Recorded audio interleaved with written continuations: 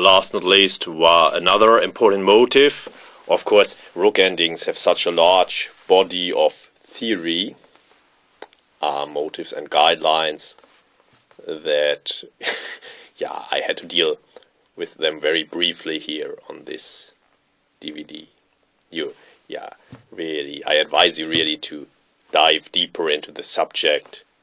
For example, with the rich literature on the Royal Game. One source which is very good in rook endings is, for example, Mark Dvoretsky's excellent Endgame Manual.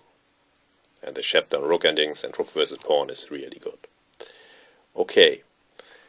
I'd like to move and draw in Hare Krishna Giri, but that is not the real point I want to make here. Yeah, I think Arne should have chosen h5 check, and then, okay, I make it a bit easier than it is, but it should be a draw then.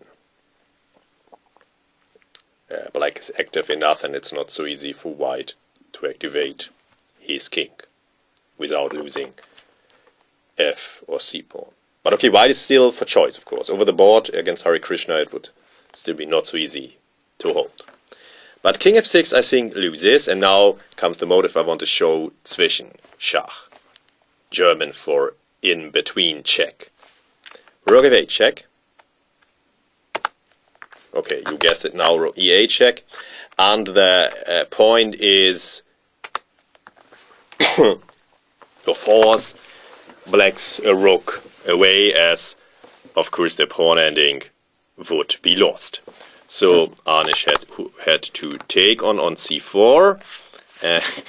Yeah, and now how did Hare Krishna exploit it?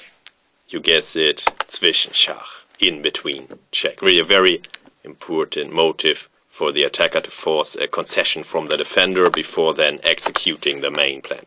Now I think that Anish Giri is lost in all variations, as white has these dangerous passed pawns.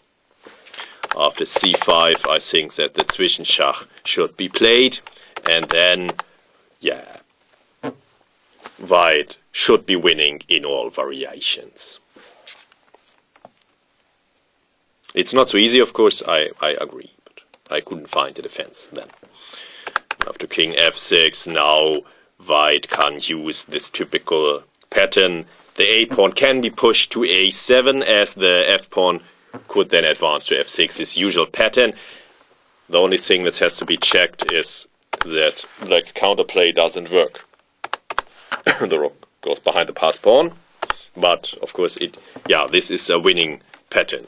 Moving to a7 and then advancing with the f-pawn. The only problem might be a counterplay. Okay, here rook f8 check would win directly, so black must waste time to parry the threat. But now f5 or something else. And indeed, king f3. First, stopping the counterplay, moving into the square of the passed c-pawn. I like this square rule, of course, very much like all those graphical guidelines, because you can see it directly. Yeah, and now calculation finds that it's over, so Anish Giri resigned as his c-pawn falls, and then Hare Krishna could execute, or falls or is stopped, and then Hare Krishna could execute his main plan, and he wins the rook first and the game later. Yeah, so really this is an important motive. The defender is forced to make a decision or to weaken his position, and only then, after the Zwischenschach, the main plan is executed. And here I think that white's pawns are so dangerous that he wins despite the drawish tendency of rook endings. And here I think that Hare Krishna wanted to give the next Zwischenschach. Yeah, really fitting pattern here in this rook endgame. Yeah, but of course I couldn't do justice to the rook endgames and to their large body of theory and guidelines in this short chapter. Yeah, of course you should activate the rook. It is usually well placed behind the passed pawn, but this guideline is very dangerous. Don't use it too automatically. Don't queen your passed pawn too soon. Often the rook can be put behind first. Zwischenschach is an important motif often.